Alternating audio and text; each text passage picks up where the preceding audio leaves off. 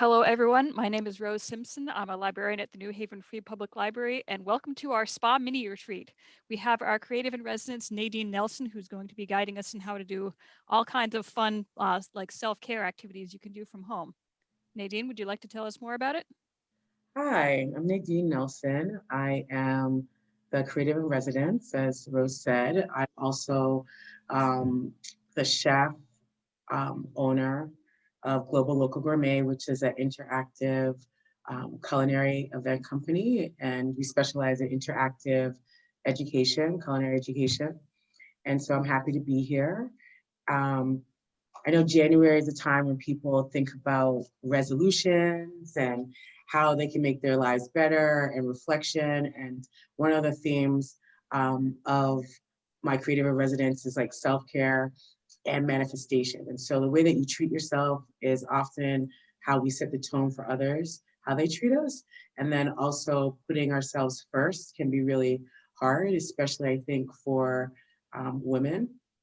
So, um, welcome to this mini retreat. And I'm trying to illuminate that you can do self care for yourself with things that you already have in your house. So, um, go to a spa, you kind of set the tone. So, I have some things here. I have a beautiful candle that is, it's called Calm, and it smells like grapefruit and rose. I love the smell of rose. Rose has a lot to do with love and self care. And so I think that when you provide time for yourself, that is all about self love. And so it's illuminating the place. Oh, I also want to say I'm at Tiny Forest in Milford, which is a place where you can come and have a retreat if you want to, and it has really great programs. So check them out. We have sage, and you can do a smudge with different things. This sage was grown by my friend, and so sage can be um, not as plentiful because so many people want to smudge, but you can smudge with different things. You can smudge with rosemary, you can smudge with lavender. So I think lavender is right in front here. And if you grow your own lavender, you buy lavender and it's on the branch still, then you can bound it up just like you would do sage. But there's all different types of things that you can smudge with. Um, we have amethyst that clears negativity and also gives you a sense of heightens your intuition.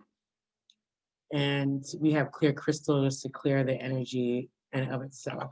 So these are things that I bought at the Asian store, and you can get at places like Edge of the Woods or Elm City Market or online. But having an apothecary or herbal pantry that you can go to and create your own things. So these are nice things to make teas, but then also you're going to see me be able to use rosebuds.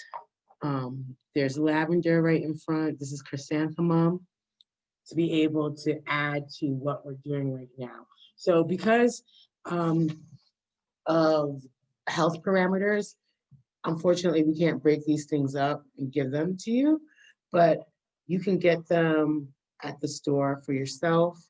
I got these at Hong Kong Market. If you're in New Haven, which is right across the street from Catalina's in Audubon. But as I said, you can get them at a health food store or you can buy stuff online. So this is sorrel, can be called roselle. And all these things, if you make them in tea or you add them to your beauty products, are really good for you. And I'll go over that a little bit in a second. So I just wanted to set the tone for self-care and say, usually when I do these workshops that are a little bit longer, I would ask people to go over their goals, their wellness goals. So like either like their mental goals, physical goals, spiritual goals, and emotional goals. And those are just broken down very simply and can be broken down even more. I don't know if you can see that, but I'll go over that. And all the materials I'll make into, um, I have it a semi draft, but I'm one of those people that I change things as I go along. So, um, but we'll put it up on the library website, the document that everything that we go over today. So, And I can also email that afterward to everyone who's registered. So oh, great. everyone who's Yeah. watching on Zoom right now. Okay, good. And I'll make it like an open Google document so you can share it around and do all that kind of stuff. So this is a wellness wheel and it's divided up. And I love doing this with people because you can see like where the ways in which you need to improve. So um, breaking this down from the four things that I just said, there's physical health, financial health, family health, social health, career health, spiritual health, and mental health.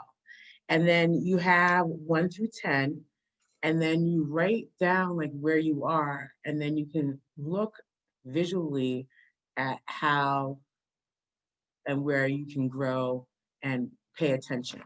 So I'll just go over because I think it's really important for people to think about, like in regard to your self-care journey and what you want to pay attention to, where you need to grow. So physical health, what is your physical condition? Are you receiving good nutrition, drinking plenty of water, getting regular exercise, and enjoying the proper weight for your height? And I don't necessarily believe in BMI because I think that, especially depending on what culture you are, it is kind of skewed. But I think that you you want to make sure that you feel good in your body and you feel good in your joints, and you give yourself exercise a couple times a week. So financial health, are you living within your means? Is your debt within manageable limits? Do you make charitable contributions and save for the future? Are you properly insured? Family health, are you in a loving relationship with shared values? Do you give your family time and attention? Do you have close connections with children, parents, and relatives? And I would say that family is something that is chosen, not necessarily that you're born into, because some families can be very toxic, and I wouldn't promote cultivating a relationship with toxic families. So your friends and family are people that you choose, and are you connecting with them, especially during this time of COVID where we are socially distancing? Are you finding times and ways in which you can connect with people that you care about? Social health. How well do you interact with others? Are you able to maintain long-term friendships? Are you comfortable in new social situations and the company of others? And I would say that oftentimes when we're not comfortable with other people, we might not be comfortable in ourselves. And that, in regard to self-care, is one of the things that helps us to be comfortable in ourselves when we feel good and rested. Career health. Do you like what you do for a living? Does your career reflect and advance your deepest values in your work, meaningful and suited to your skills and interests? Spiritual health. How connected do you feel to a higher power in your life? Do you enjoy a sense of purpose and peace? Do you regularly study, meditate, pray, or worship? And so I say like spiritual and like a higher power. A higher power is like what you define for yourself, not necessarily what um, we might think of as quote unquote God. I think that most religions show that God is actually within you. So, how you define a higher power or spirituality is really up to you, but it's not from a religious, dogmatic kind of sense that I'm talking about. And then mental health. Are you open to new ideas? Do you seek out new experiences and learn new skills? What is the quality of the information and entertainment you allow in your mind? So one of the things I like to stress in like my practice of what I do um, in regard to my business is nourishment. And so nourishment is not only what you eat, but nourishment is what you do, how you live, and what you consume. So are you consuming things that are going to make you joyful? Are you consuming things that are going to make you happy? Are you consuming things that are going to fill you up? And so that's something that you have to think about for yourself. And that if you have a low number, that might be something that you want to be able to concentrate on in all these different sectors. And so it's like oversimplified right here. So mental goals, physical goals, spiritual goals, and emotional goals. So I will ask people as we start this workshop, what are some of your intentions and what do you want to get out of this experience? And people I can either like type to, in the chat, or if you ask me, I can make you able to speak via audio as well. yeah, I like for it to be interactive and not to hear my voice the whole time, please. And anyone who's watching on Facebook, I'm watching the comments there as well, so I can read off your comments there.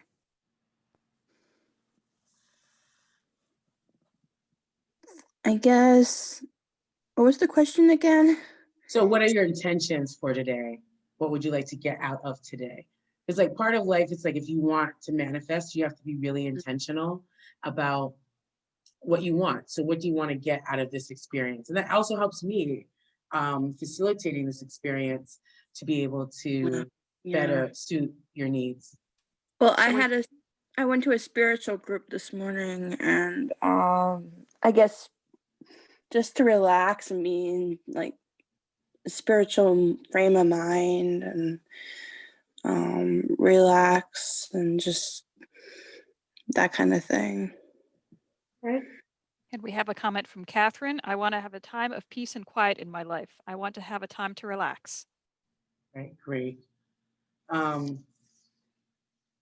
right, so we're gonna make one of the potions that we're doing, and then I'm gonna show you how to be able to do hand yoga and hand mudras. All right, so we have some of the oil right here. And so I'm gonna put around 1 ounce.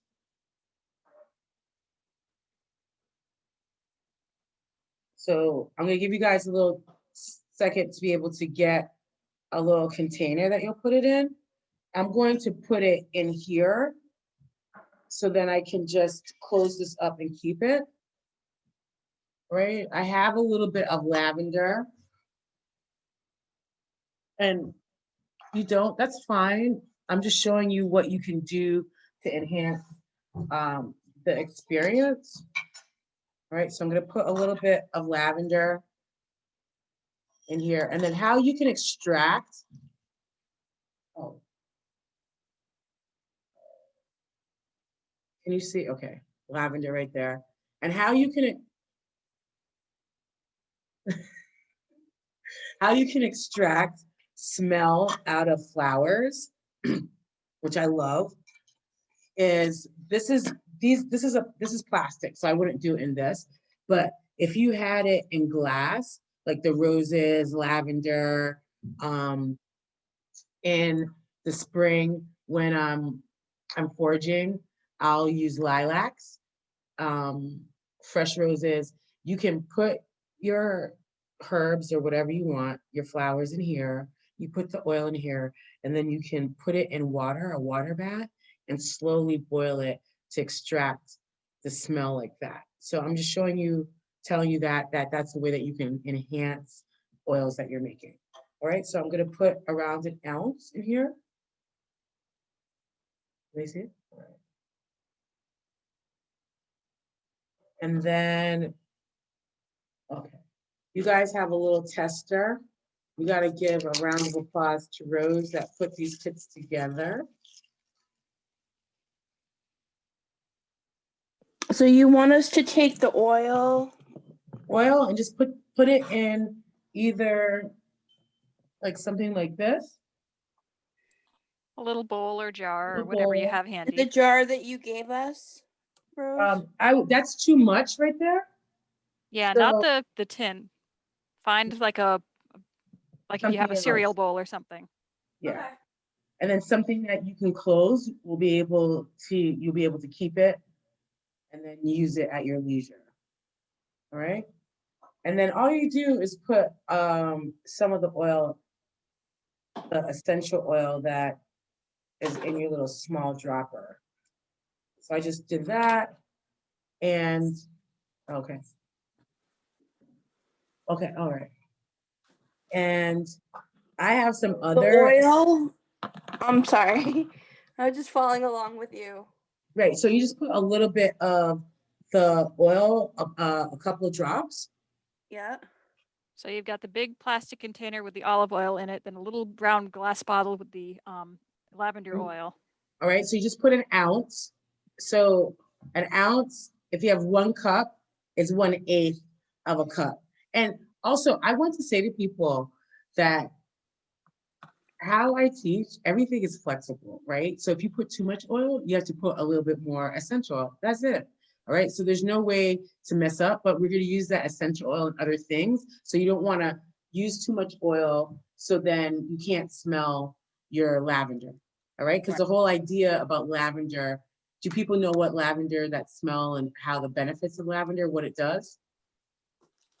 It smells so good. Mm-hmm. Do people know like the benefits of it though? No. So the benefits. Patrice says connection to others, learning something new, and better health. All right, great. About your Relaxation. How many squirts of the 10 to 12 drops, and just be judicious because the drops are very small. So if you do it really fast, then that's probably like 5 drops right there. All right. So just be very judicious in it, and then bring it up. I can smell that in my little 1 ounce that it smells like lavender. And Julia And also said focus and relaxation. great. And I just want to show people I have different essential oils. So I have like bergamot, which smells kind of like citrus. Citrus in general kind of lifts you up.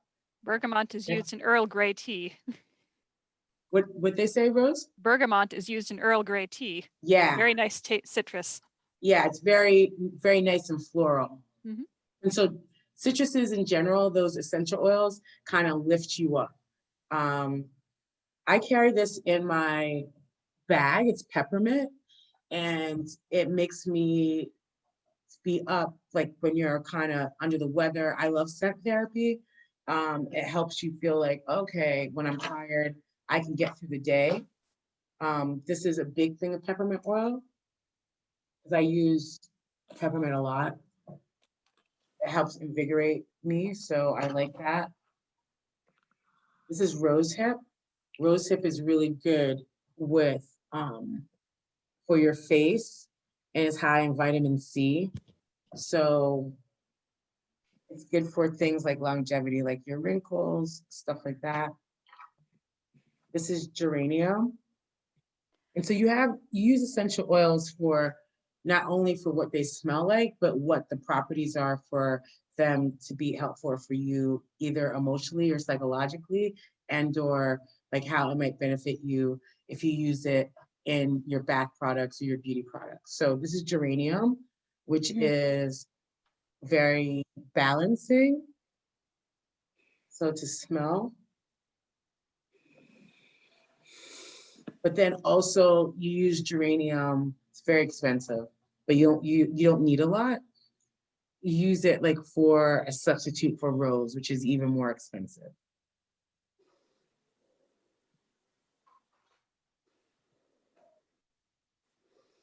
So tea tree is used for a lot of skin ailments. Yes, my girlfriend has tea tree oil shampoo. Right. So you can do for, your scalp, you can put it on there, you put a carrier oil, and you can do a deep conditioning treatment if you have dandruff, that kind of stuff. But then even on your skin, it's helpful on your skin. Yeah, she has conditioner too. And then I have rose that a friend made because I wouldn't be able to afford it. And then this is a bigger thing of lavender that also my friend made from her own lavender. Mm.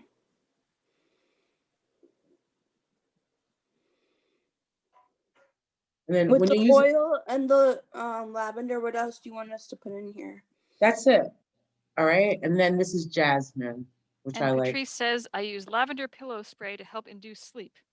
Exactly. So lavender, I asked you guys like what lavender is used for. Lavender is used for calm. It helps with anxiety. It helps with sleep. So I love to be able to use it. You can make it into a tea. You would boil water and then pour it over your tea and steep your tea for 15 to 30 minutes. I like to drink tea cold. It's very refreshing. Um, or you can drink it, you can then warm it up and drink it hot. So here, I'm gonna ask you to look at your oil right here. I'm gonna ask you to dip your finger into your oil, rub it on your hands, and then massage your hands. And then we're gonna do some acupressure. We're gonna give ourselves a hand massage. And then I'm gonna teach you some hand mudras, which are hand yoga, which really affect your mood and make you feel better. So just watch what I'm doing. And if you have any questions, then you can just ask. But sometimes I feel like it's just better for people to watch something.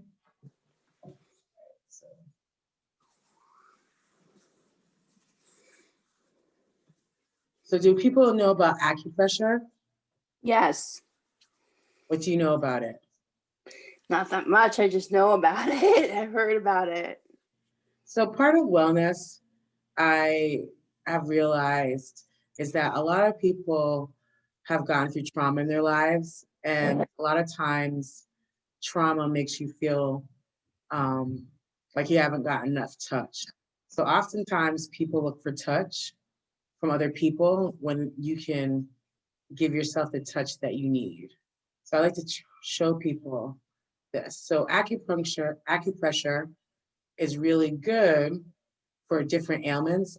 In your hands and in your feet, you have coinciding places all around your body. And you can just Google it yourself that coincide with different organs and appendages and stuff like that. So if you have a headache, a lot of times you might have a headache and a stress headache. The parts of your head are right here and along your wrist, right? So you wanna, acupressure is like using your finger to press.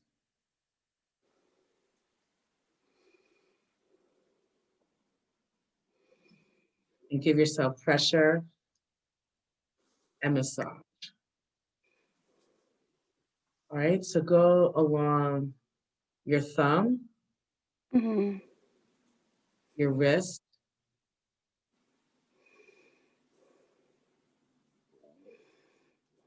so oftentimes if I have a really bad headache, I don't like to take medication. I will just massage myself and it will go away.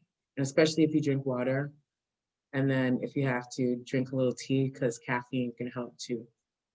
Oh, really? Drink a Coke or drink some tea or some coffee. All right, so then we're gonna, because you want equilibrium, we're gonna do the other side too.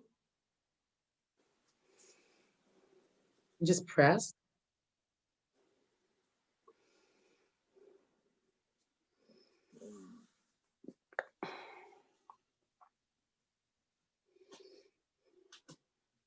All right, and then you're gonna massage your hands, and then we're going to press all along the finger and give ourselves a hand massage. Right, so different parts of your finger and all through here, you can look at a diagram, all coincide with different things. So you're just gonna go down your fingers and press down the sides.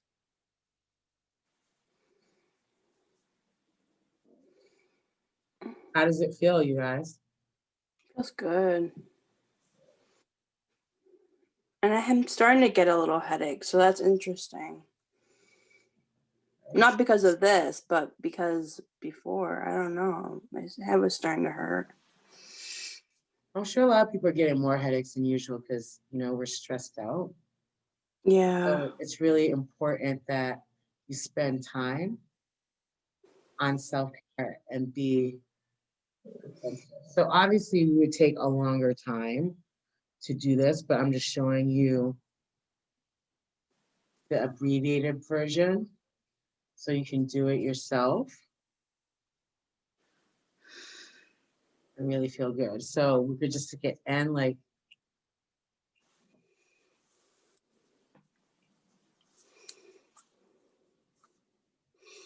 Oh, that feels weird because I have long nails.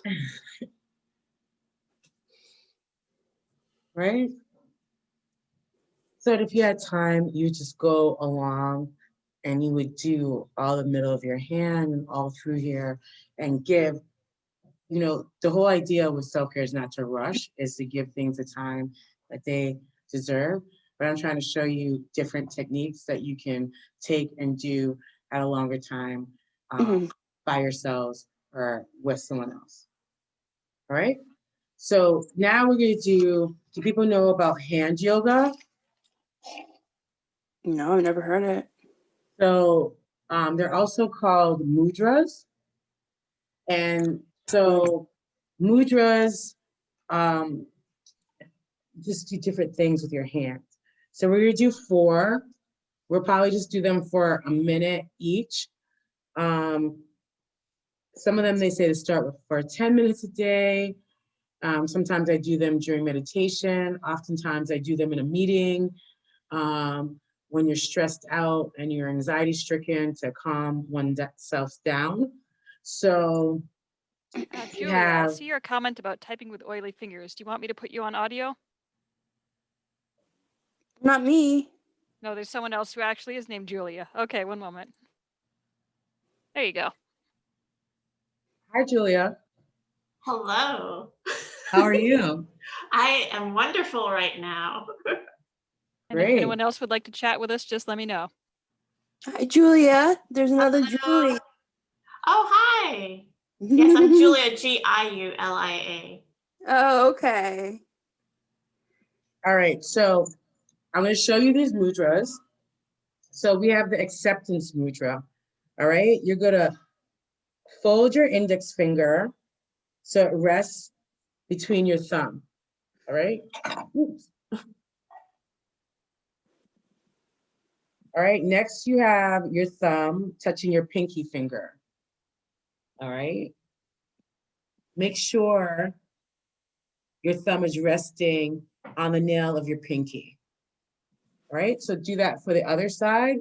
Curl your index finger and your thumb, and then put your thumb on your pinky finger. And then we're just gonna hold that for like a minute. So this is the hand mudra for acceptance. Oftentimes in regards to self-care, self-love, it's about accepting ourselves for who we are. And when we accept ourselves, oftentimes you see like other people accept ourselves. And if they don't accept us, then we don't really care because we want people to accept us. If you're trying to operate on high vibration or you're trying to operate on your own vibration, you want people to accept you as who you are. People who love you don't want you to change, you know? So, or love you in the way that you need, they accept you the way that you want to be accepted, whatever that might be. So this mudra just helps in regard to that. So these hand movements, I like to show people because not oftentimes do you have a space to be able to do regular yoga, but then also even chair yoga, whatever. This is something that you can just do that's easy. And I like to show people things that they can, right? So that's acceptance mudra, right? Now unfold your hands and rub them together. And then I'm going to show you self-confidence mudra. Bend your index finger a little bit and put your thumb to the outside of your index finger, a little less than halfway down. try to keep your fingers straight, right? So halfway down, your index finger with your thumb. This is to overcome fears with peace and confidence. Believe in yourself to get rid of self-doubt. Mm. How many people meditate? I do. So Morning I and really, evening. pardon, Julia? Morning and evening. So before I Yeah. start my day and then when I end it. I like to do it too, morning and evening. And I would say this to people who say like, oh, I can't meditate. Oh my God, my head's all over the place. I was totally one of those people. And then you start out, I say to people, try and start out with like 1 minute, then go to 2 minutes and 3 minutes and 5 minutes. And then now I'm up to at least like 30 to 45 minutes of meditation a day, because it just helps so much with the uncertainty with what's going on, for you to accept the day, and also just slow down and have patience with yourself and be present. I also think it helps with like goals and manifestation, to give your brain a rest in this kind of hectic, highly technological world. All right, so that's self-confidence. All right. And then energy, you want to have energy, like you want to feel good. So put your touch your thumb to your middle and ring fingers. Keep your pinky and index fingers as straight as possible. All right. Can you see that? Keep your fingers as straight as possible. And this is energy mudra. Ooh, this is hard. It's to give you, rejuvenate yourself and give you energy. Ooh, I can't do it. Well, you can practice. And then also what will enhance this is obviously doing a deep breath.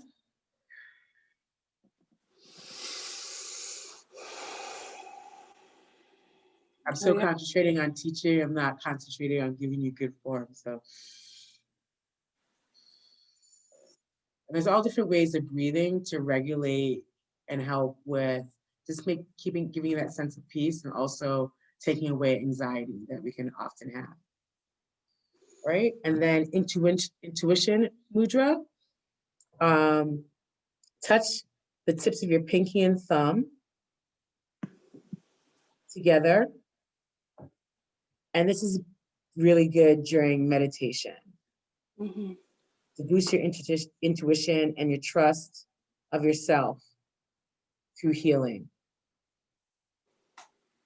Right? Those are hand mudras. You can go online, you can go on YouTube. They have lots of them. Like I said, I like showing people. I hope that you feel a little bit better. I know I feel like down. I'll just show you with your ears too. You can do ear massage. And especially if you have a little baby, like babies love ear massage. But people love ear massage because just like with your hands and with your feet, your body also, every part of your body, there are points in your ear. So it's funny, I don't like my feet touched. I tell my girlfriend all the time, don't touch my feet. Oh, really? I don't like it.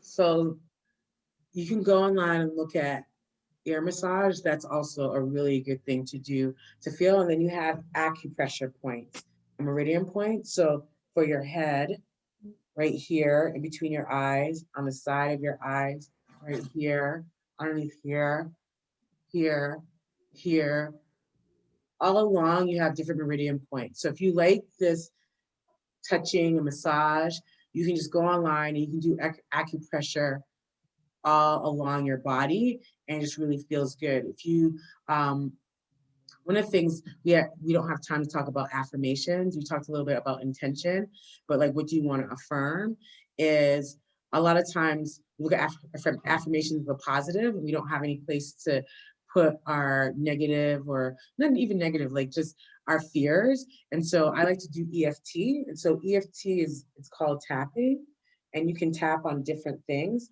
But when you tap on these meridian points, it feels good and it makes you have really high energy, and if you're feeling down, it usually makes you feel a lot better. All right. So we're going to do some other stuff because I know that we're running out of time for this segment. I have a question. How do you do the feet? Oh, you massage your feet the same way that you do the hands. And then you can just go online and look at the different parts of your feet. But, it doesn't really matter if you're just looking for a whole experience, then you would soak your feet, take them out, do like mini pedicure if you want to do all that kind of stuff, obviously. Take them out, rub your feet with oil and massage it and pay attention to your heels, your toes, in the same way that we're doing our hands is the same way that you do your feet. And you just do all the different points and then you just feel like amazing. And I just want to make you understand that you can do that all along your body. Like you press all along. You can look at, they have online Pinterest. Excuse me, Pinterest. They have body pictures with all the different points that you can see, right? So we have a Question couple. from Catherine. How many different essential oils did you put into the oil? I only put lavender and the lavender oil, but you can do whatever. And I don't know if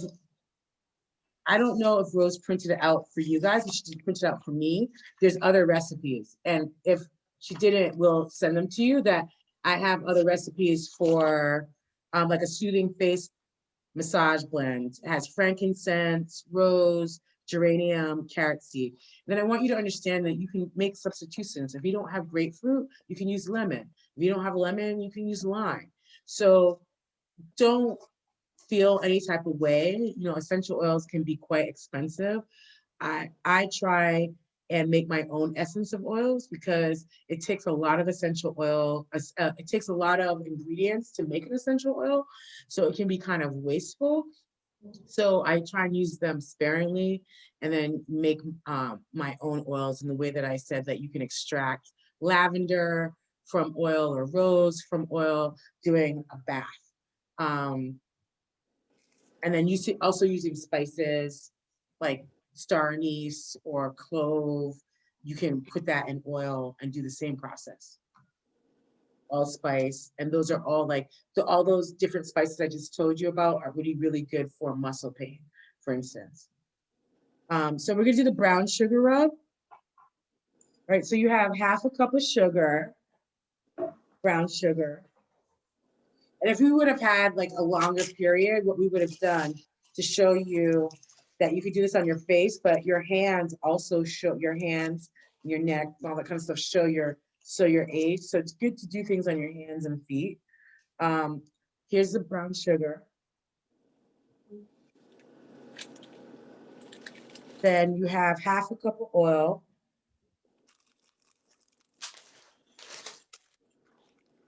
And then you can use your lavender. I'm going to use some other oils. I'm going to use peppermint oil. Brown sugar and peppermint. That's going to smell really sweet. Mm. Yeah, I like peppermint because it's just so good on the body. And Can we use the oil and yeah, you're going to use, we only have one oil that we gave you. no, the oil and The And container, the little dropper right? bottle, yeah. So you use the olive oil in the plastic container and the lavender oil in the dropper bottle. Yeah, this is your lavender oil in the dropper bottle, okay? yeah. All right, and then you just mix that around. And then smell it to make sure it has enough of the essential oil smell for you.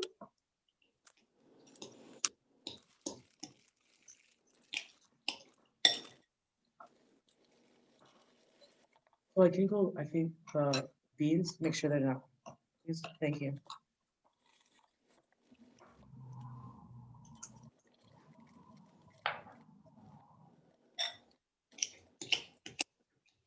I'm gonna put a little bit more, and then I'm gonna put a little bit of the lavender too.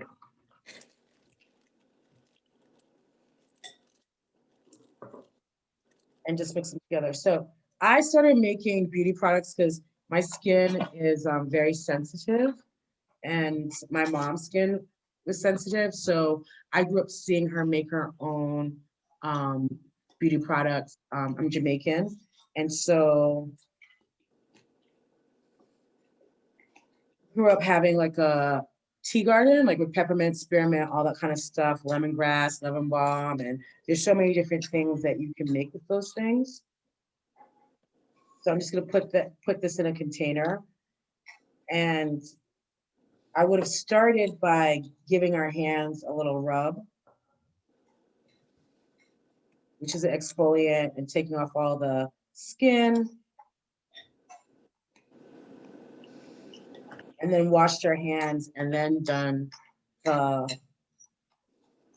hand mudra and the hand massage. Once again, you can just do this on your face. I wouldn't use the peppermint on my face. That would be a little strong for most people. Does this go in the container that was provided? Or No, a different? No, different one. container. Okay. Yeah, because that just has oil for everything. Okay. I meant like the glass one with the cover. No. No, Okay. that's for you to store. Okay, for instance, see like that? I have a 4-ounce thing, so if I wanted to, I could put two of these, at least two of these, or you can just put them in a tie bag, plastic bag, with a nice tie, and the 3 different projects you could put in this as a gift, Got it. Okay. right? You don't have to use it. We just gave it to you. We got it from EchoWorks, and thought it'd be nice for you if you want to, make a gift for people, you can. All right, so we're gonna do the bath bombs. So this is without citric acid. So it works better with citric acid, obviously. So I just want to tell people that. But you like those bath bombs that blow up. Yeah. So this is baking soda. And then we're gonna cut the lemon that we have. So I'll give you a chance to go get a cutting board and cut the lemon. This is the baking soda. You can put coconut oil or olive oil in here if you want to also, to make it soft for your bath. You have your mold, your heart mold. I didn't get a heart mold. That's how Oh, she knows about that. Yeah, there should have been a little heart-shaped pan in every one of those kits. I didn't. Oh, yeah. Is All that right, what so- Say that again? What? Can you throw these away? Oh, that's what that is. Yep. Little tin.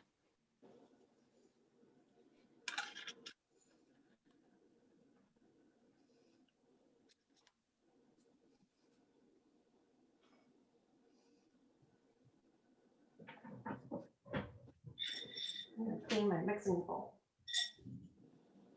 All right, so to enhance this, to make this nicer, for instance, Nadine, a question from Patrice. How much baking soda? baking soda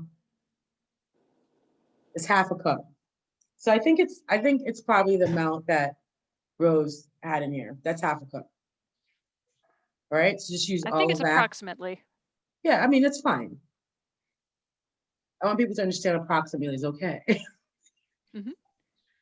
With Let's this see, kind of do we stuff. offer these workshops on a monthly basis? I would be interested in attending others if they're on a Saturday. We do take and make kits, usually 2 every month. Usually they have a program with them. It's not always the same time. If you keep an eye on our events calendar on the library's website, you can see when our programs are.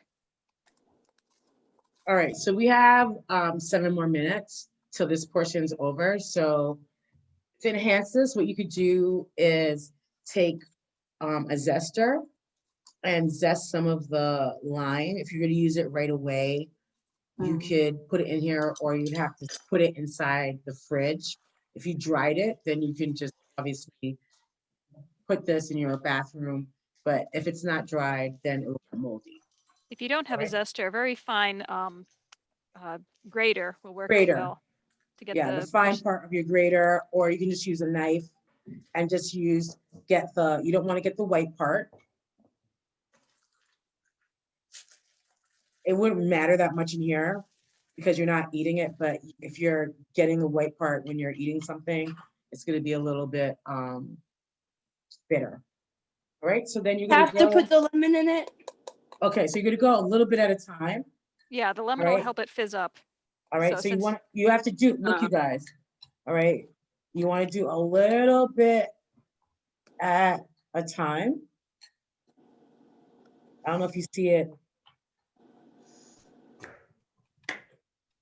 Oh, Opening you up. have to cut it in half. I see. Yeah. Got a question, is the library open? How do we get the take and make kits? So the library currently isn't open for browsing, but we are doing picking up holds and take and make kits. And we have appointments for computer use. If you'd like to get a take and make kit, you can call the library and ask about it, or you can email ivesquared@nhfpl.org and we can set up an appointment for you to pick up a kit. All right, so I'm gonna put a little bit of lavender in here. So you can put sprinkles if you want. You can put roses, whatever you want to have your bath smell like, and whatever would complement lemon. I know you don't have them, but I'm showing you what you can do if you do have it, okay? There is a little bit of oil in here. I'm gonna put some more oil. If you have coconut oil, you can put that in there too.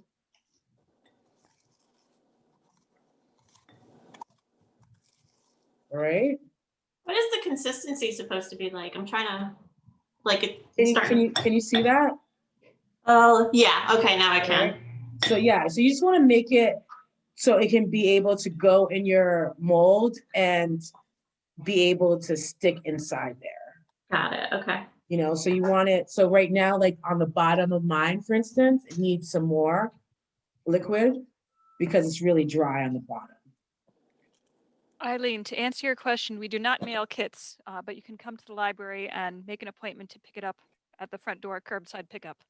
What take and make kits are available? So starting on this Tuesday, our next kit is going to be hydroponic gardening. So that's gardening at home using like water and nutrients instead of like setting up a flower pot or something. Julia, do you see how it's softer now? Yeah, I can totally see it now. Yeah. I moved my computer so I could see better. Yeah. So then how do you let it form into a So you just put it in the mold and you let it dry, sweetie. And then you just put it in your bath after that. Oh. That's it. What if you're gonna give it to somebody? You give it to someone, what would Once you it do? dries, it should hold its shape, right? Yeah. You just I wrap it in plastic wrap and a bow. And hopefully you put enough lemon juice and or oil in there that it will stay together. So I'm gonna put mine in the mold right now. Yeah. All right, and this is the time you want to ask any questions. I'm gonna give people a 5-minute break in between both programs, so I can take a bathroom break, but then also people can come on in if they didn't want to be part of this first part. So do you see how I'm just packing it in? I love this so much. So half a cup makes Grandmother. If you want to use molds that you can keep, you can get silicone molds. Some places that you can get them where they're inexpensive are TJ Maxx, Odd Lot, Christmas Tree Shop. You can get them at like craft stores in the baking section, and then you can use a coupon on them. Yeah, exactly. Oh, we have a question from Catherine. How Are long the does it molds take that for the we molded made, concoction Rose? to dry? Yeah. Yep. So I'm just saying that if you want something that you can use over and over again, because obviously the metal mold is not going to keep its shape forever. So if you want to use a regular mold, you can use muffin tin, but then they have what's better even is the, what is that material, Rose? Silicone. silicone molds. And that's flexible, so it's easy to get them out. So places that you can get them that they're inexpensive because they can be expensive, which is fine because they last forever. But if you want to get them other places, you can get them at TJ Maxx, Home Goods, that kind of place, and keep them in. Especially now that Valentine's Day is coming, they'll have lots of molds. Nadine, how long does it take for the molded bath bomb to dry? It depends like on the humidity in the air, but it should take like 24 hours or less. So just out Yeah. in the world, like it doesn't have to go in the fridge or anything. No, it's not. You don't want to go Oh, in okay. the fridge. You just want it to Don't stay do out. that. Yeah. You're not eating it, and it's like baking soda. You know, you just want it to get dry. So, Yeah. you see, you have. Yeah, it's beautiful. All right. So I will do maybe like 2 people's cards if they want to. I have these. I do cards. Rose is just like, okay, she's gonna do cards again. So I have the different chakras. So you have different chakras that go all along your body. The top being like, spirituality. So I'm just gonna shuffle these and then, well, you know what? I'll give people colors. So someone can say, I'll do maybe 3. I don't know how much time I have. So who loves purple? The first person. I do. Rose, you Oops. can decide. With Julia and Julie. Okay, I'll just do both of you. It doesn't matter. All right. So Julia, because I know Julia. Julie, sorry. All right. I am a divine being. That's what my Julia got. Okay. Yeah. And then Julie, let's see. You got I'm connected to the universe. All right. That's beautiful. Both of them. And then anyone who loves red? No one? Anyone that loves Oh, orange? Patrice says, I love red. Okay, Patrice.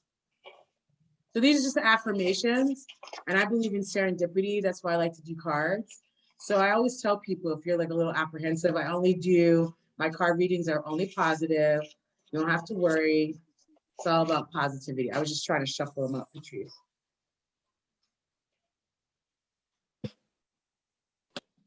Supposed to give you a positive message. I'm taken care of. So we will end this portion and say, I hope that you do take care of yourselves. You love yourself. Self-love is all about self-care and putting yourself first.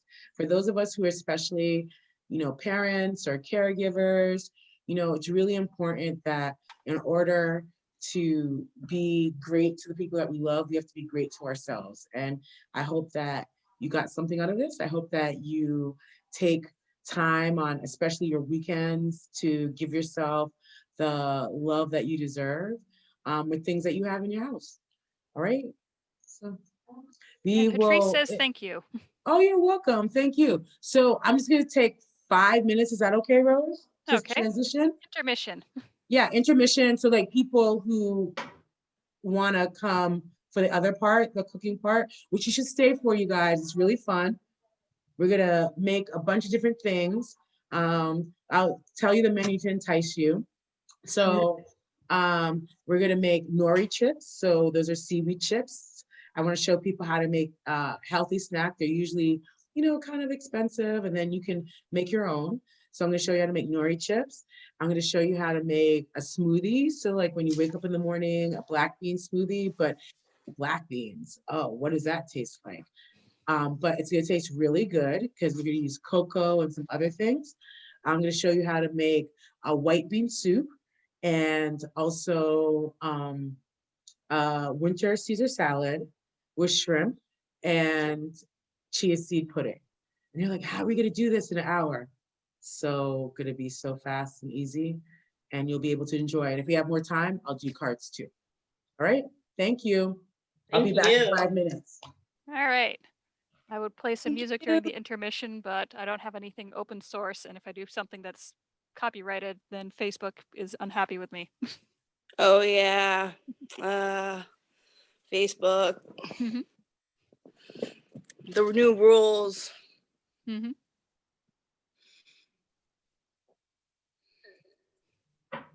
So you looking forward to you trying out your new bath bomb? I'm giving it to my grandmother. Oh, I'm gonna that's see. fun. I'm gonna see if she's allergic to it first, but I'm gonna give it to her. That's a good thing to check. Yeah, And now that you know how, you can make them any other time. because she's very sensitive to certain things. So, yeah.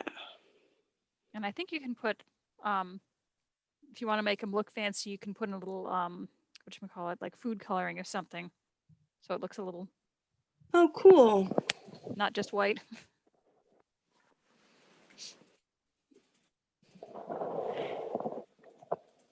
And there's a preview of what we're going to be doing next. All the tasty things. Yummy. So that was a separate take and bake kit? No, this is not a kit. So this is just, Oh, okay, I see. so the first part is the take and make kit. The second part is cooking. It's just tasty like a things. cooking class. Yep. Oh, this is awesome. Cool. All right, I'm gonna make notes here for sure. All right. I'm just gonna sit down and watch and just relax.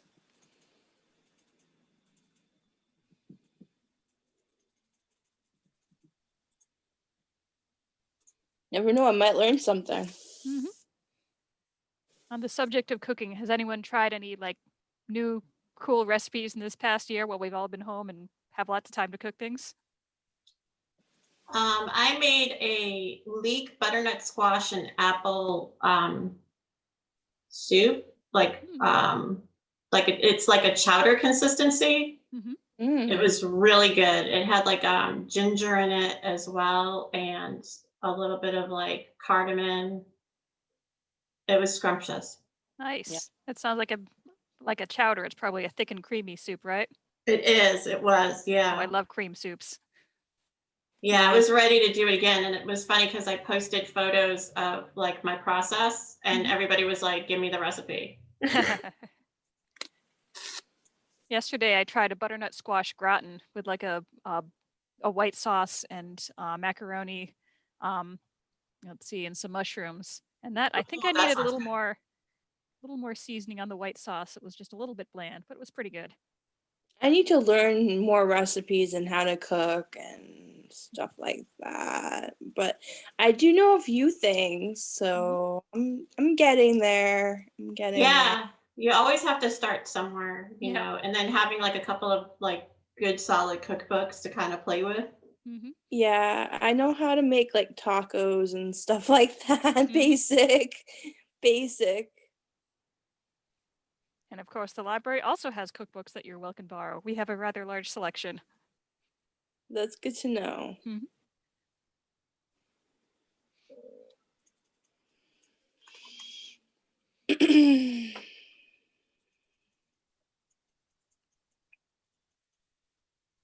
I'm wondering if those green things there are garlic scapes. I just Hmm. learned how to make pancakes, believe it or not. Pancakes are nice. You know, I find pancakes difficult to make. Oh, really? I don't know why. I can never get like the consistency and everything for some reason. Hmm. I'm intimidated. I'm like, it's easy. It's like making porridge or pudding or something like that. Yeah, depending on the consistency of the batter, it'll be thicker, or thinner, or fluffier, or whatever. Yeah.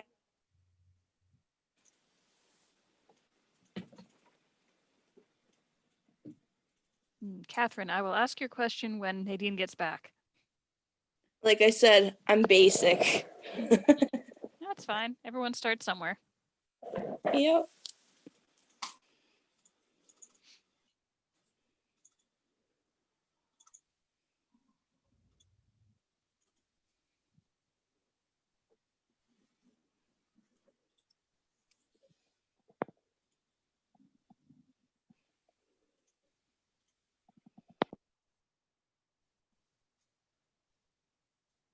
Oh, can you put it over here?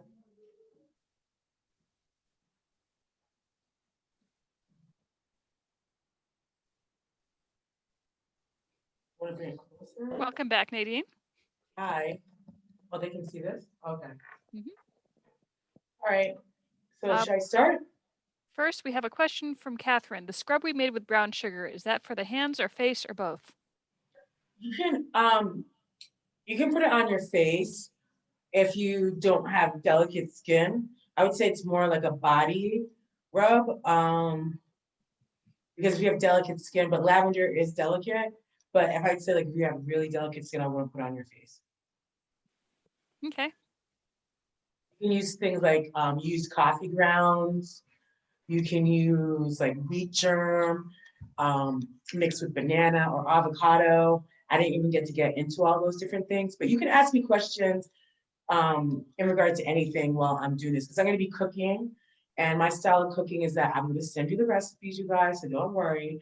But I cook without recipes, and it's important for people to learn and to be able to adapt. So just the recipes are flexible. So don't feel like, oh my God. The recipes, all my recipes are always flexible. All right. So I just wanted to go over the like a spa pantry a little bit, like things that can buy to enhance your larder at home to make it more nutritious and more like a spa. And I don't know if someone asked a question, Rose, because the computer is a little bit away from me. Did someone ask a question? There's a question. How do we find out about these workshops ahead of time? So check the library's website, nhfpl.org. We've got an events calendar, or you can check our Facebook page. We have all our events posted there. You can also sign up for a newsletter, and then we'll send you an updates at the beginning of every month about all their upcoming programs. So if you like the programs at the library, I would say like get on their list, but then like them on Facebook if you're on there, and so you can keep up to date. But get on their list because they offer a whole wide variety of programs. Right. So one of the things about a spa and eating healthy for the new year is having different ingredients. So for instance, you want things that are like high in fiber. So we have quinoa. This is multicolored quinoa. We have fonio. Fonio is, if you don't know what something is, please tell me. Quinoa is very high in fiber and very high in protein. So if you're trying to, for instance, lower your meat protein, then quinoa is a really good thing to add to your diet, along with if you're trying to increase the fiber. Fonio is an ancient grain from Africa, and it's kind of like couscous, and it's getting more play. You can buy it at places like Whole Foods, or if you're in New Haven, Motherland Market on Dixwell Avenue, they have fonio big bags of it. You have soba. Soba is a buckwheat noodle, and it's got a nice nutty flavor to it. I love soba. Yeah, it's a nutty flavor, and it's also naturally gluten-free. Things that are gluten-free, a lot of people necessarily, if you know, you have to think about what brand, but soba has always been gluten-free, and it's really good. It's Japanese in origin, and you can boil it, you can use it for soup, or you can make a nice salad, you can have cold soba, you can have hot soba, but it's kind of really versatile to be able to use the vegetables and different kinds of dressings. We have dried mushrooms, because mushrooms are really good for you. What type of mushrooms is that? Those are shiitakes. Okay. So I like to have them, you can use them to make broth. You can use them for stir fries. You can grind them up in the blender and make a seasoning out of it if you want to.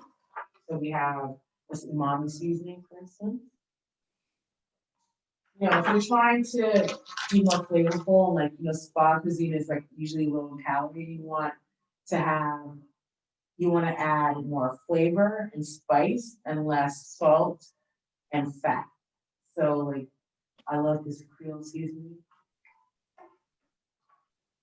Everything bagel seasoning, you can put it on eggs, you can put it on vegetables, you can put it on potatoes. We got sesame seeds, black ones for color. We have rice seasoning, but you can use this in eggs and omelets, and you can season it up on different things. We're gonna make the nori chips. I'll put that on there. I love Korean hot pepper. adds a different dimension and flavor. It's like paprika or smoked paprika. It adds a different dimension and flavor to food.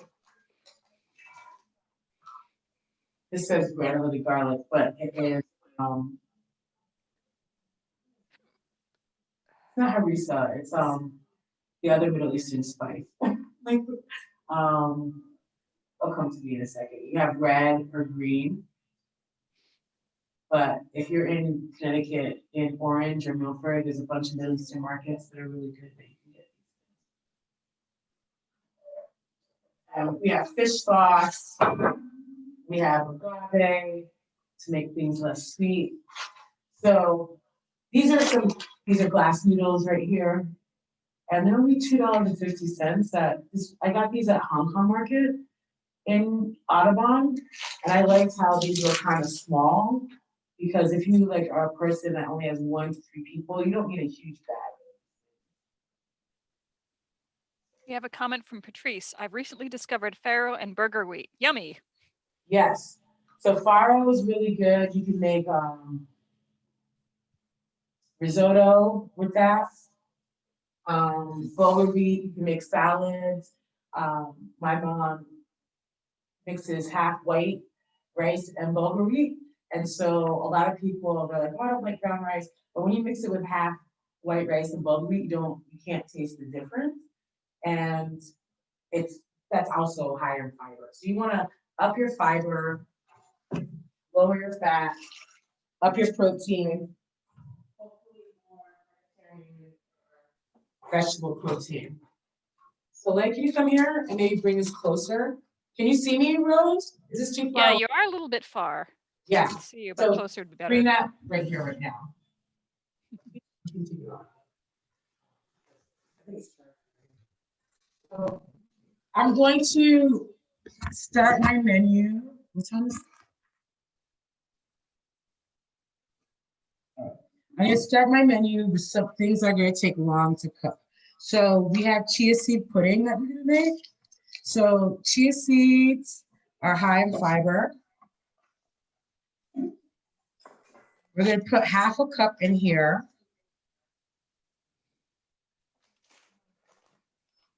These are black chia seeds. They're all different colors. They're also high in protein. So I'm going to put them in a mason jar.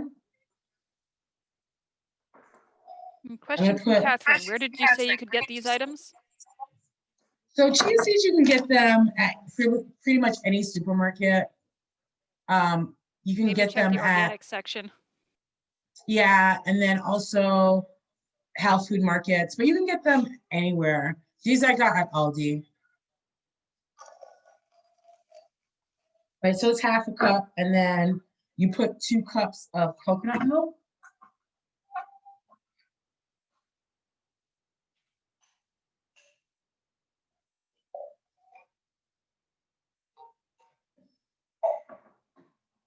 And I'm gonna open up a little bit.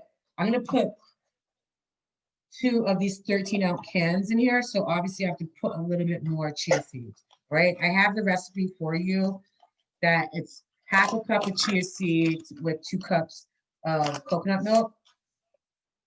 So I'm gonna put a little bit more chia seed in there. What's great about this is that I have to mix this around.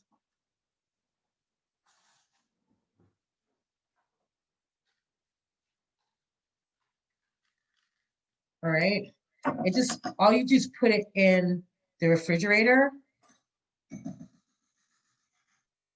and it will expand and your pudding is done. So you can either use maple syrup, agave, brown sugar, coconut, whatever you want. I'm using agave. And I'm gonna put some coconut in here, dried coconut. Catherine, this is chia seed pudding. Patrice asked, can you use almond or say cashew milk? So does it have to be coconut milk? Yeah, I don't know if it would be the same ratio. You'd have to look online. It might be a little off. And then I'm going to, Soleil, can you come over here and bring the computer over to the blender, please, for me? All right, I'm gonna put some ground passion, not passion fruit, tropical fruit inside here to give a little bit different dimension.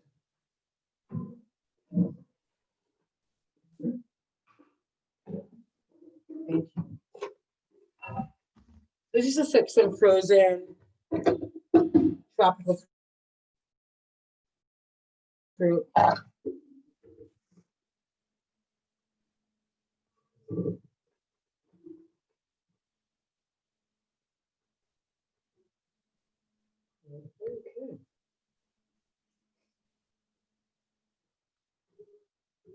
Okay.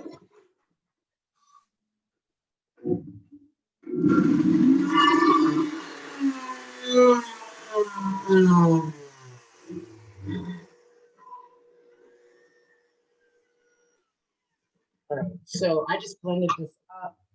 If you wanted to, you could do half and half of the coconut milk, but once again, I would just look that up.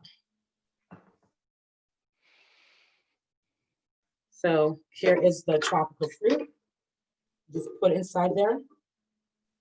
And you can see that the two seeds are getting bigger. So you just store it in the fridge. And I probably put, I'm gonna put it in another container. Because this is not big enough.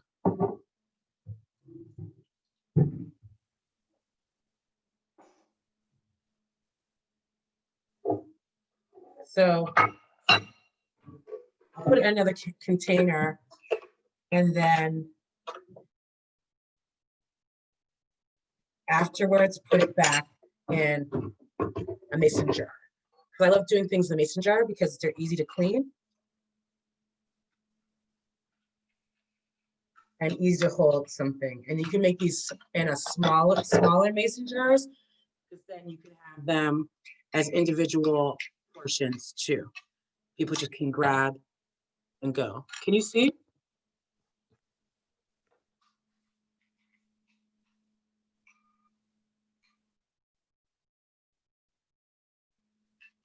All right. Do you have any questions? I put a little bit of vanilla in here too. I'll put that in there in a second. But if you like coconut, if you like tropical fruit, then this is a nice, healthy-ish dessert for you. All right. So that's that. I'm going to make a black bean smoothie.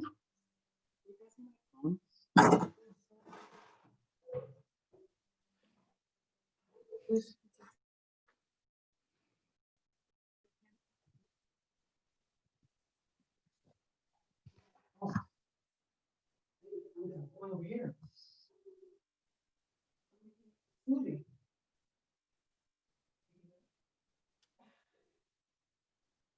Right.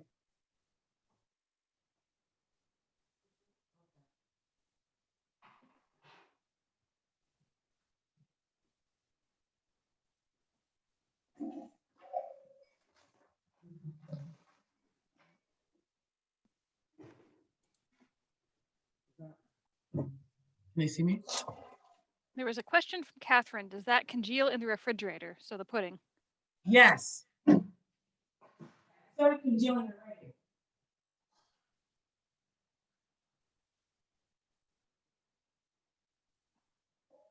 All right, so we have black beans.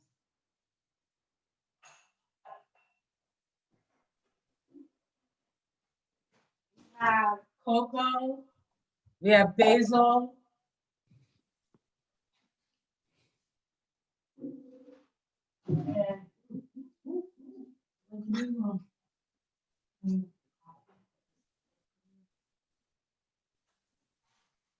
So you can use whatever milk that you want.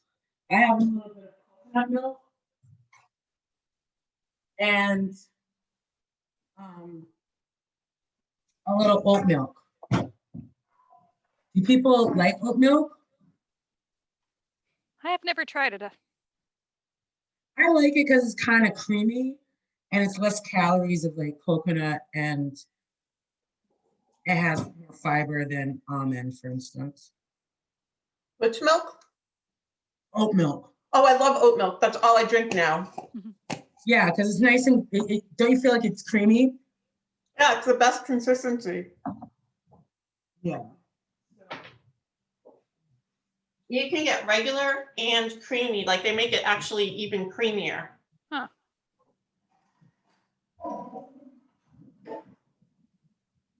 So I'm gonna use half a cup of black beans.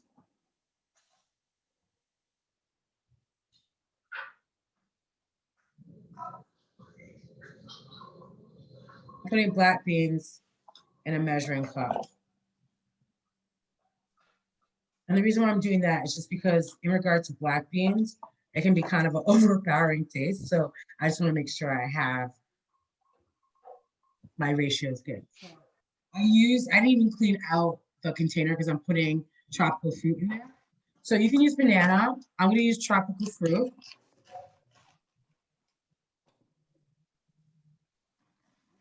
A cup of tropical fruit in there. I'm going to put 1 tablespoon of cocoa.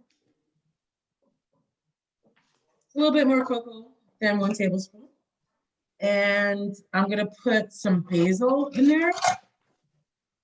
If you don't have basil, you can do a chocolate mint, which would be more traditional with banana. But I want to do something different. So I have basil inside there. And I'm going to use 1 cup of, we're going to do half and half coconut milk and then half oat milk. And you can use almond, you can use whatever. I didn't use whole milk because I don't know how people feel about milk. I love cheese and all that kind of stuff. I've never liked milk, and a lot of people are lactose intolerant. So I don't drink milk on a regular, I don't drink regular milk usually.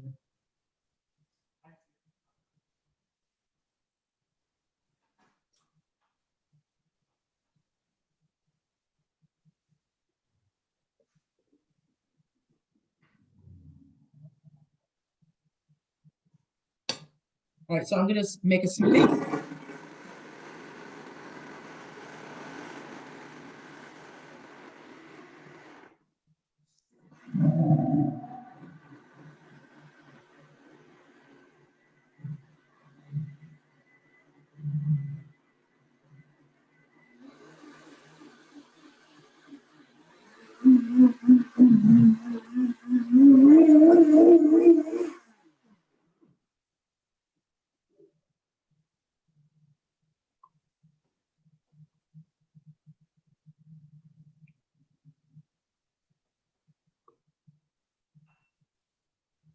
All right, so I don't know if you can see.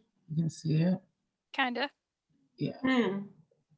You see down, Rose? Yeah. Yeah. Yeah. It looks chocolatey. So you see, like you wouldn't know that there's black beans in it. It just seems like a cocoa. Yeah. Cheers to you. Mhm. It doesn't taste like there's any black beans in here at all. And I like that. I'm surprised I didn't put any sugar in here. And the tropical fruit, there's enough tropical fruit in here that it tastes really good. All right. So that is add so many different things to a smoothie. A lot of people don't understand that you can put cauliflower, you can put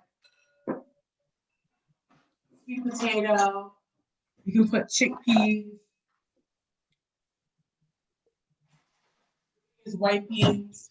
So things that have kind of a neutral flavor, you can make it, especially if you don't like beans. or things that are high in fiber like that are really good for you. It's a really good way to infuse your diet with high fiber protein first thing in the morning, and it will hopefully help to hold you over. Because I feel like when I eat beans in the morning, it holds me over. Hmm.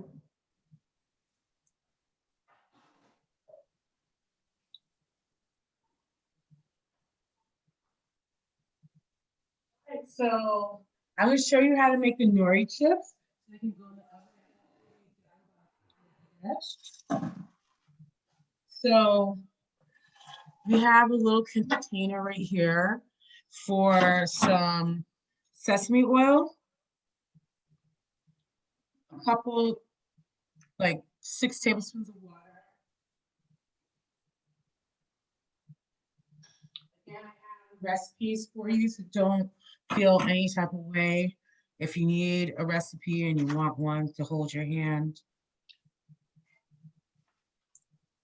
you don't want to live on the wild side. But I say live on the wild side. So this is sriracha. You can use any type of hot seasoning that you want. So I was going to put a little bit of this rice seasoning. Question, how long does sesame oil last before it goes bad? I don't know, does oil go bad? I don't really think it goes bad. You should put it in a cool place. And you just have to smell it to see if it goes rancid. It's like any kind of like seed or nut or kind of like that. All right. So that has, I don't know if can you see that? Mm-hmm. Yeah. And I'm gonna put some black sesame seeds just for color. And then I said that I love Korean pepper, so I put sriracha. And Korean pepper to me is not really hot. It just has lots of like, high flavor. All right, and then you're going to get nori chips. So I got this at Hong Kong market. It's actually cheaper at a market down on Orange Street. Julie, do you know what the name of that market is called? And if you can't get to an Asian market, they have that in grocery stores in the like Yeah, Asian it's just like section. it's way more expensive if we don't Mhm. go to the Asian market. And so the market down on Orange Street is more Japanese Korean, and the Hong Kong market has pan Asian and obviously has more Chinese, um, Chinese, Thai, and those ingredients. So, but the one on Orange Street is down in Manhattan, has it's a Japanese Korean market. So they have bigger bags of seaweed, much cheaper. The seaweed's really good for you. Vegetables are very good for you. They're high in iron that many of us need, like iodine. And so I have the seaweed on a cookie sheet with parchment paper.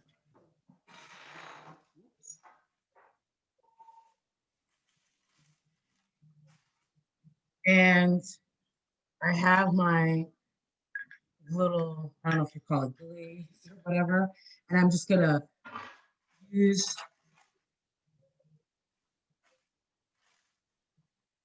a pastry brush to just shellac the seaweed. So this is just gonna give it some nice flavor. And you know, like seaweed chips can cost so much money. They can seem inexpensive for like 99 cents, but for a little package, but you can eat like 5 packages, I feel like. So my daughter has always loved seaweed. I went to school with Bun Lai from Mia Sushi, so she calls bun.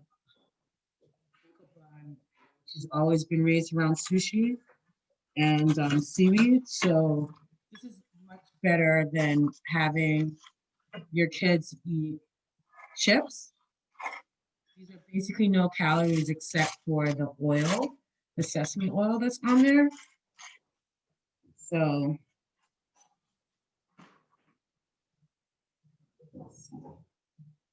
a little bit of the glaze on there. All right, then I'm just gonna put them in the oven at 300 degrees The oven has been preheated for around 10, 15 minutes to get crispy. And these pieces of seaweed are already pre-cut, kind of perforated. So I don't have to cut them right now. I can just, when they come out, we can just separate them because they're already perforated. So I'm gonna put them in the oven for around 10, 15 minutes.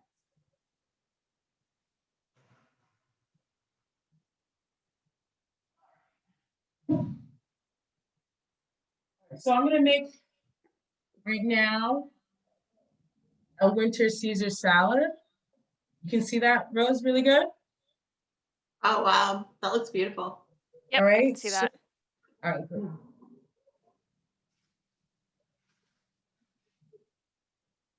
All right, so I love I mean, I think that most people, most Americans love Caesar salad.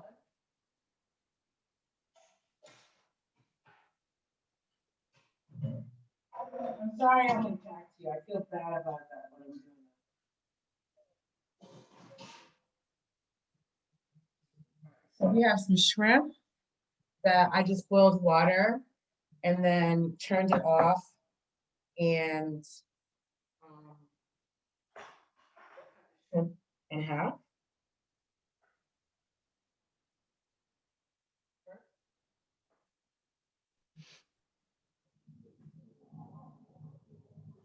Does anyone have any questions?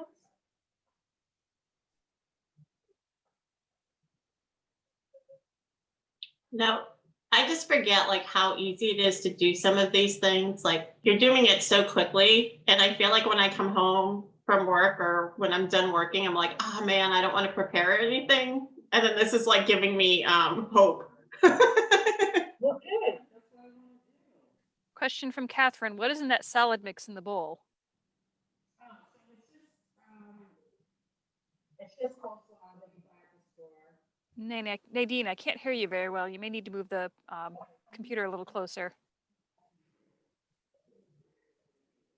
At the store.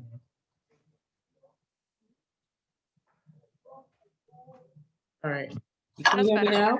Yep, that's good. All right, cool. So I'm just cutting up these shrimp. So what And did you say was so in the this- salad mix? So it's just cabbage. It's just like what you'd have in regular cabbage. So like coleslaw, so cabbage and carrots. And the reason why I got it, because I just want to show people, it's like, okay, that's $1.29. All right. And then I have a bag of kale, if you have kale. If you have Brussels sprouts, if you have cauliflower, celery, anything that's kind of like a winter vegetable, if you want to cook some parsnips or other things, and put it in there. Beets, you can. But I'm kind of making this like kind of a would you say carnivorous or anti-cancer kind of salad. And I'm putting the shrimp in there. If you are vegetarian or vegan, if you want to do a vegan dressing, you would use olive oil, lemon juice, everything that I'm using except for the mayonnaise and the Parmesan cheese. Instead of that, what you would use is olive oil and what you call it, yeast. What's that yeast called? Nutritional yeast. So nutritional yeast gives like kind of like a cheese flavor, Parmesan flavor to things, and kind of like an umami where you'd have cheese flavor. So if people are vegan and they don't want to use cheese, then that is what you would do.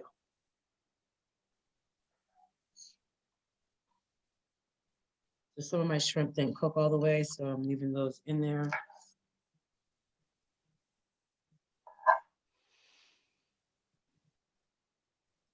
All right. So I have washed celery. I'm just gonna cut it on the diagonal really small.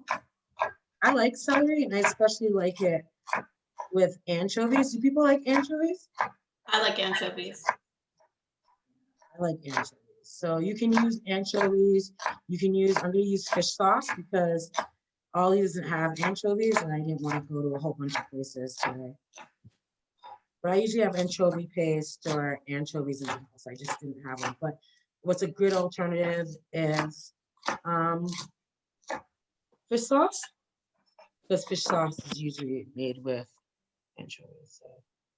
The salad is, you can use whatever winter vegetables you have. This is broccoli. I'm cutting it real thin so it doesn't, because I'm not cooking it. And I want the dressing to kind of permeate and it not to be as crunchy when it's raw. And then I have some red tail also.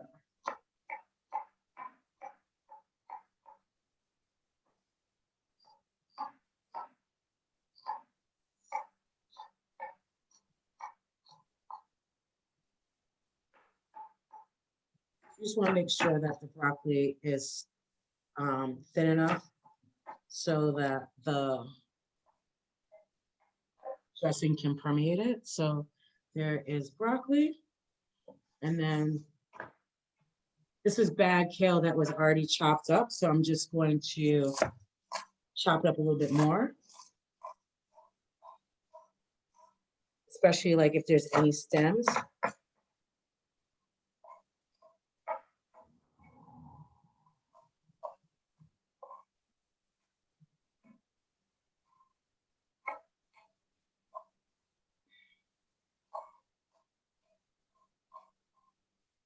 All right, so I'm going to put that here. We have a question. How many cups of cabbage are in the bowl? I don't know. Like, I think it's like 16 ounces. It's like a little small bag that you get at Aldi, the smallest bag. So I want people to understand it really doesn't matter because I really don't cook by recipe. So I gave you the recipe for the dressing. I didn't give you the recipe like how many bags of lettuce, that the other, because you dress your whatever you want, however you want it. You can use it on romaine lettuce, you can use it on cabbage, you can use it, but I really want people to get away with like these weights and measurements because depending on who you have or like when you go to the stove, for instance, like your stove, it doesn't matter. You can write a recipe and it's never going to be right for everyone because circumstances change. And so I want people to understand that I'm just showing you how to make a dressing and then you can dress whatever you want, however you want to. If you like a lot of dressing, you can put a lot. If you don't, you don't. All right? It's more important to understand those things than anything else. All right, so I'm going to get a clean cutting area. Nadine. Yeah. Nadine, Yes. you can get the seaweed at the grocery store, right? Yeah, it's just more expensive. Oh, is it? Yeah. Yeah, in a grocery store, you would look for like the world food section or the Asian food section, or Yeah. you can find an Asian market. There are a number of them in New Haven or in nearby towns. So I have a little bit of garlic.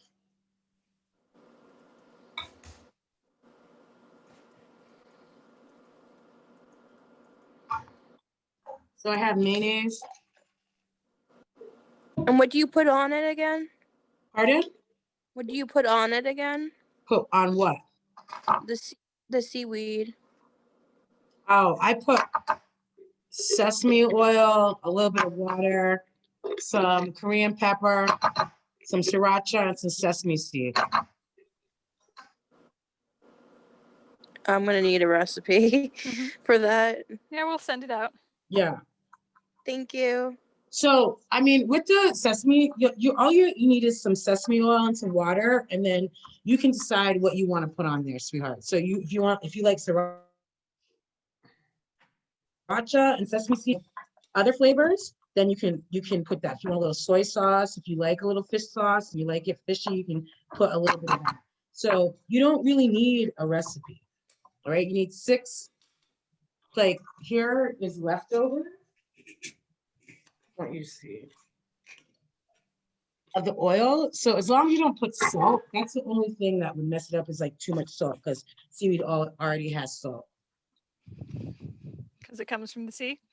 Yeah, because it comes from the sea. So I'm just chopping up some garlic and a Caesar salad. Ingredients of this dish that came from Acapulco is I have a little bit of fish sauce. Like I said, I don't have whole anchovies. Here's just a little bit of Worcestershire sauce. It makes all the difference in the world. Here's a little Dijon mustard.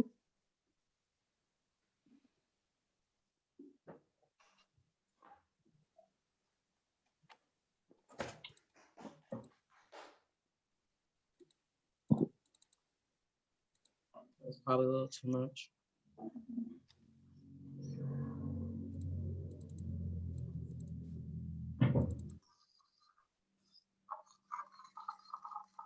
And a little lemon juice. I can put lemon juice in there. Here's the Parmesan cheese.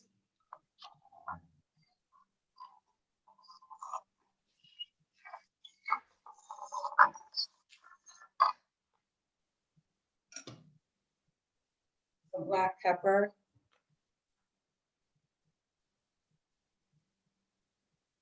And I'm gonna get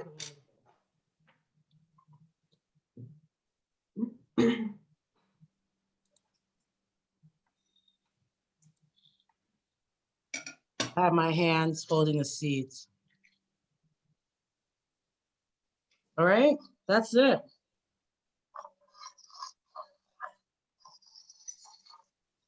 And then you taste it and you adjust it based on what you like. There's no right or wrong way to make something. There might be something that's a little bit too salty, a little bit too hot, but there's not a right or wrong. That's perfect. All right.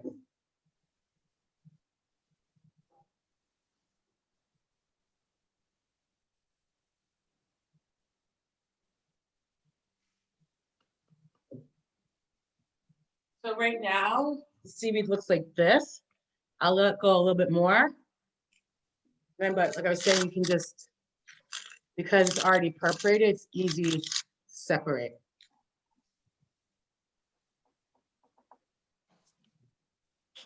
It tastes really good. I might put just a little bit of sugar to contrast with the seaweed taste.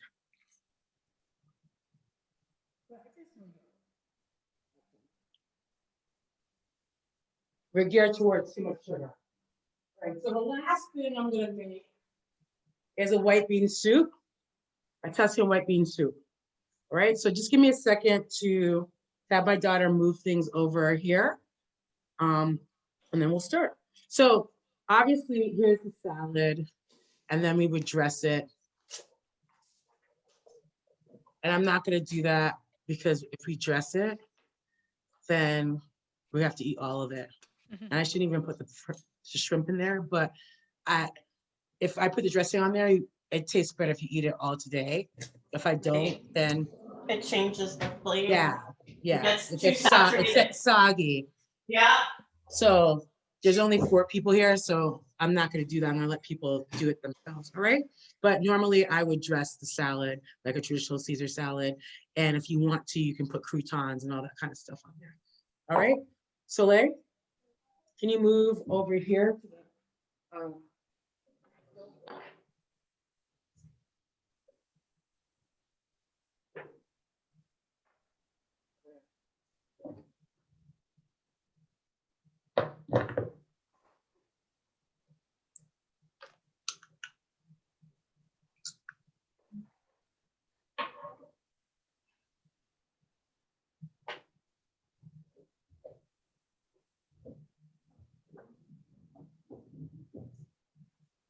You guys see me? Can see the stove better than you, but yeah. Is that good right there? Yeah, I think so. Right. You don't have to see my face. That's Yep, we see the pot. That's the important part right now. not important. All right. So I'm going.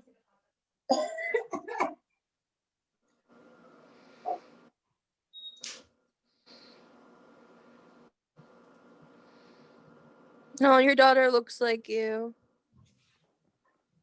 Yeah. She's a prettier version. All right. Oh, So I'm going to have some shallots. If you don't have shallots, then you can do onions. Okay. I like shallots and they're here and they're peeled. So that's why I'm using them. All right. So a shallot is an allium. An allium is any kind of onion, an onion family. All right. So I'm making a Mediterranean style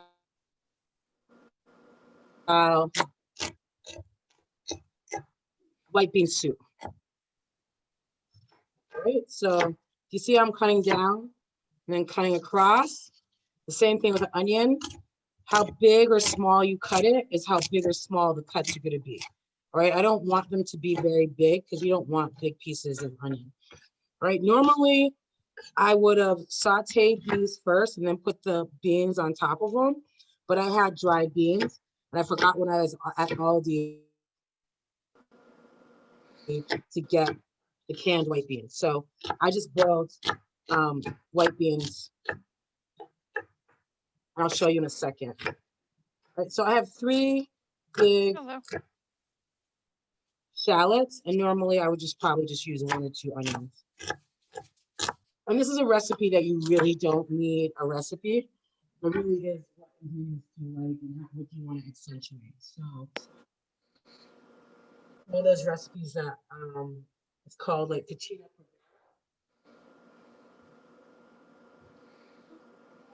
That when you go to a spa, things that they feed you are things cucina prefera is like poor people's food. And why do you think that is? What traditionally has been called poor people's food?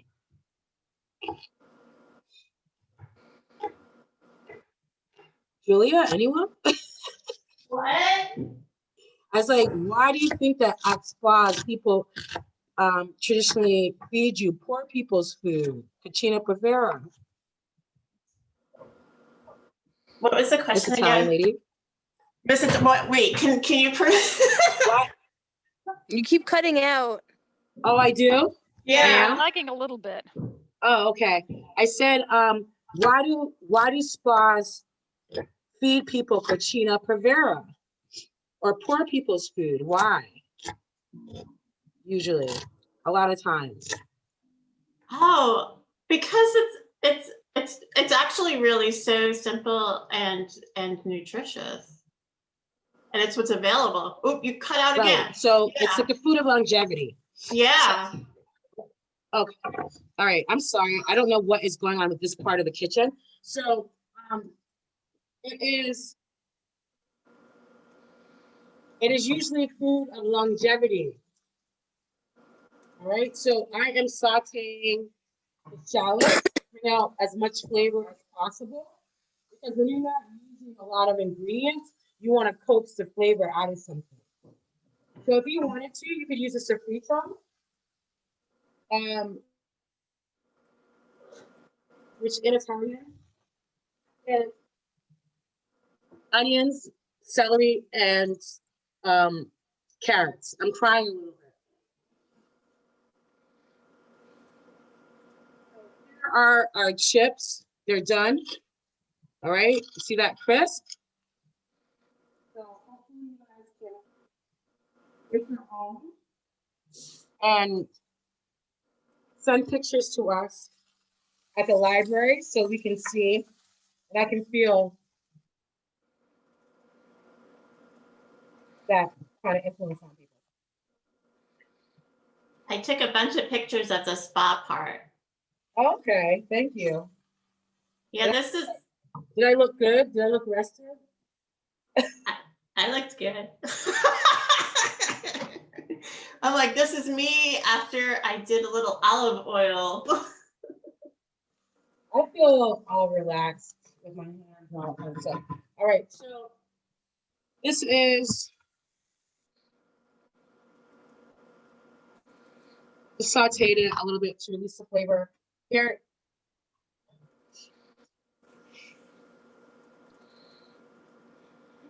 Rose, Yep. question. can you What's your see that question? now? Yep, can see that. Cool. Julie, Because what was your question? because Nadine keeps cutting out. Mhm. I might go to the grocery store today. Do you have the recipe for the the the no, not the soup. The seaweed. We're going to be sending out recipes later. I'll send her before I end, Rose. I'll just send her like my draft. I'll just Okay. send it to her. All right. Okay, so I can email that to everyone after this program. Yeah, it's a draft. I prefer, you know, I mean, I don't really care, but I mean, I want to make it look nice, a little bit nicer. But I will send you the recipe. So here, so you see, like I just put some thyme. If you have a bay leaf, you can put some bay leaf. Catherine, for your question, Ives Squared, IVES Squared, is in the main library. When you come in the front door, it's opposite the circulation desk. So come in the library and take a right. We've got a whole bunch of like creative equipment and programs that you can do. But right now, the library, that is, patrons are not allowed in the building because of COVID, but we will be open again once the library is open again. I'm just trying to set up our hands. Not on the stove.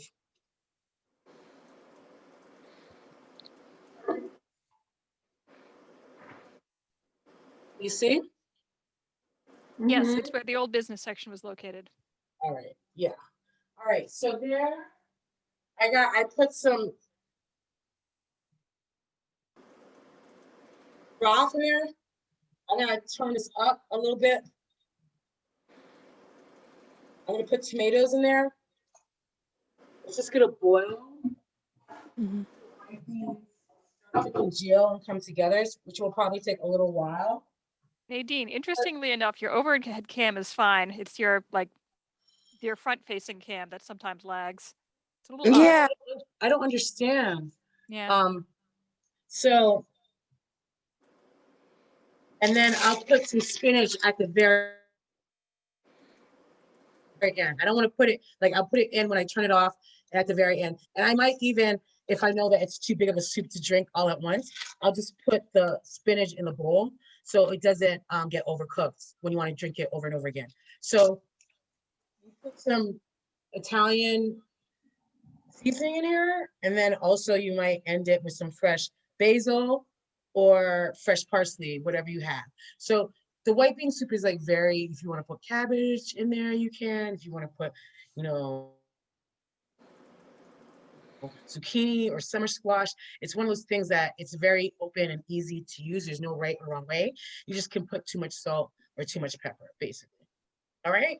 So that is all the recipes we have. I want to show you the chia. And now that's come together. Yep. Chia pudding.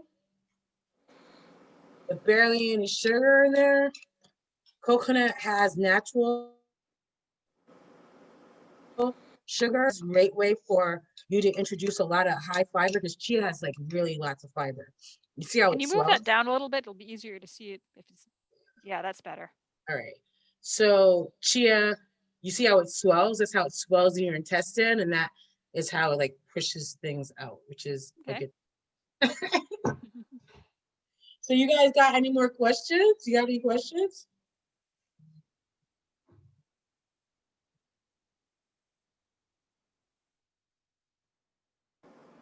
So Looking that's like a just no. gonna boil till, yeah, it's just gonna boil till the consistency I want, where the white beans break down a little bit more and it's a little bit more creamy. That's it.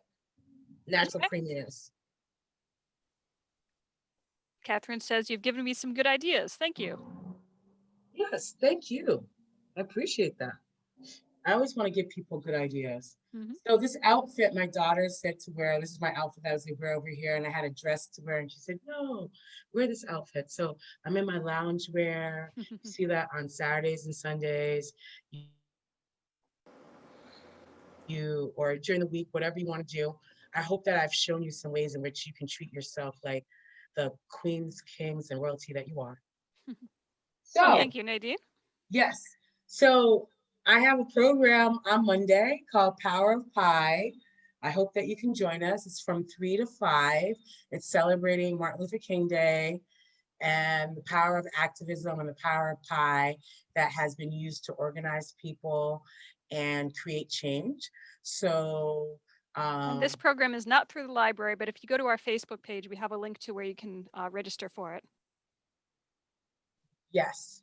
All right. So it's not through the library, but it is in conjunction with the library. Mhm. So hopefully that you can come and learn about pie. I don't know if you guys know about Nancy McDermott. She is a great cookbook author. She has a book called Southern Pies and has written 9 other cookbooks. And Tanya Fields, who is the executive director of the Black Feminist Project, which is a farm and wonderful organization in New York, is going to talk to us about the activism that she has done, starting off as a resident and creating a nonprofit where now she has her own building, and she's going to be working with women and people who identify as women to create spaces that are safe for them and their families. So it's through an organization that we started here in New Haven called Stir the Pot, that came out of the New Haven Food Policy Council. And it's all about bringing people together around food and making food, and to making pie. And what can you do as a person to be a leader, a follower, and make a habit of that will make our environment and where we live a better place. As always, I have weekly programs. I have office hours on Tuesday from 12 to 2. You can check out and make an appointment on the Eve Squared website.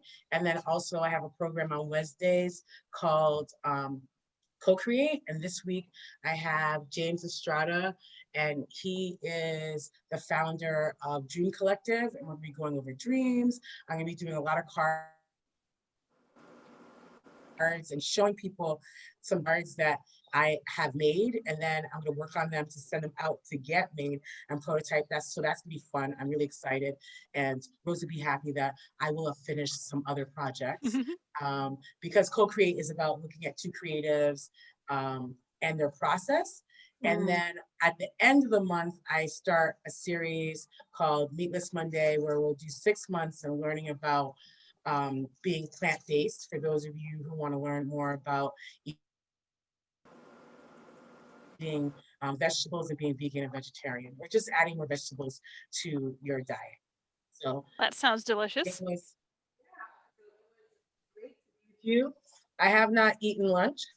There was a question. Oh, yes. Did you use canned white beans or can- did you soak dry beans for a while? Thank you. Oh, I boiled the white beans for an hour and a half beforehand because I forgot to get canned beans. So it's really up to you. I mean, all you do is boil the beans, you guys, till you cook them. All right. So as I said, I have a recipe. What I try and show people is that you don't need a recipe, that most of us have been cooking, or many of us have been cooking, that your sense of taste, your sense of common sense will lead you to make really great dishes. And if you need any help, you can contact me via Facebook or my website or my email, which is just nadine.nelson@gmail.com. So it has been great to be here with you during this Martin Luther King weekend. I hope that you can come to some of my other events and at least share them. Have a good rest of the weekend. If there's no more questions, I'm gonna eat. So you see how you see how the soup is coming together? Yeah. That's bubbling away. Yep. All right. Very So nice. I would just say that I would bubble it probably for another like probably 15 minutes so the white beans let out some of their texture to make it creamy, naturally creamy without cream. Well, it Like I gives you said, time to I'll have your probably just salad course first. yeah, exactly. All right. Thank you very much. Thank you so much. That was great. Thank you. Bye. Bye-bye. Have a nice afternoon, everyone. You too. Thank you, Rose, as always. You're welcome.